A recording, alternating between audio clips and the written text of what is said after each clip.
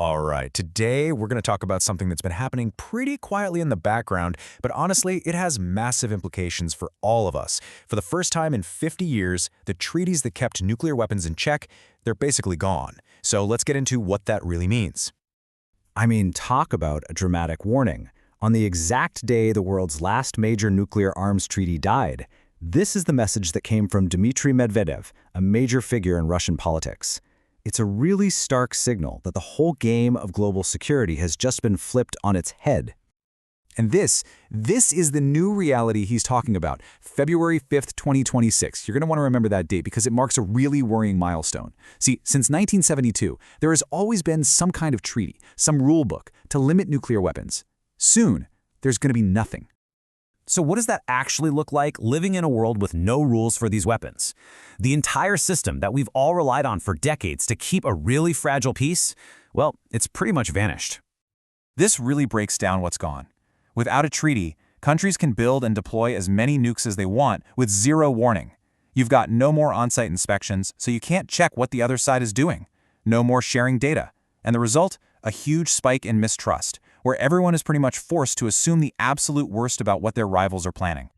And look, this isn't just some abstract political game. It has very real consequences for very real people. In Japan, you have relatives of those who died in the atomic bombings of 1945 out on the streets protesting. For them, this isn't about geopolitics. It's a terrifyingly real fear that the world is closer to a nuclear war than at any other point in their lives. Okay, so to really get what we've lost, we need to talk about the treaty that just ended. It was called the New START Treaty, and for a long time, it was the absolute bedrock of nuclear stability. It was signed back in 2011, and its job was pretty simple, but absolutely vital: put clear, verifiable limits on the two biggest nuclear arsenals on the planet. Think of it as a crucial safety net in a very high-stakes world.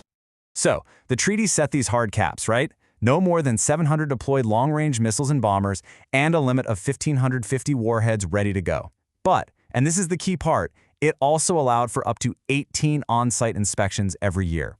That meant American experts could literally go to Russian bases and vice versa to count the weapons and make sure everyone was playing by the rules. So you see, the treaty was about way more than just numbers on a page. It was a machine for building trust. By letting each side see what the other was doing, it massively reduced the risk of a catastrophic mistake or a misunderstanding.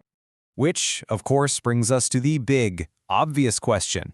If this treaty was so important, if it was the thing keeping us all safe, why on earth did we just let it expire? Well, the whole thing fell apart over one major sticking point. The United States started arguing that a two-country treaty just wasn't enough anymore. They insisted that another, rising nuclear power had to be brought into the deal. And here's the stalemate that basically left us with nothing. The US said any new deal is pointless without China at the table, but China just flat out refused to join any three-way talks. With nobody willing to budge, the old treaty, it was just left to die. So, China's out. The US won't make a deal without them. And just like that, the entire framework for arms control completely collapsed. So, what happens now? Well, we're now in a totally new and, frankly, much more dangerous era. All the old certainties are gone, and what's left is a new global equation that's filled with unknowns and suspicion. Here's the bottom line. We now live in a world with zero accountability.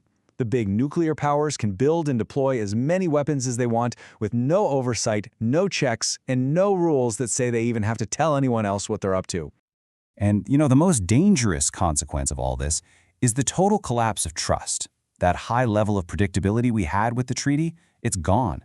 Now, we're in a state of practically zero trust, where suspicion and paranoia can just run wild in the information vacuum. And that's exactly why experts are so worried. The biggest risk isn't some deliberate, thought-out war. It's a mistake, a false alarm on a radar screen, a technical glitch, a military drill that gets misinterpreted, something that could spiral out of control because there are no official channels left to pick up the phone and de-escalate. So, as we look to the future, it is crystal clear that we are on a much more precarious path than we were before. The old safety net is gone, and there's absolutely nothing there to replace it.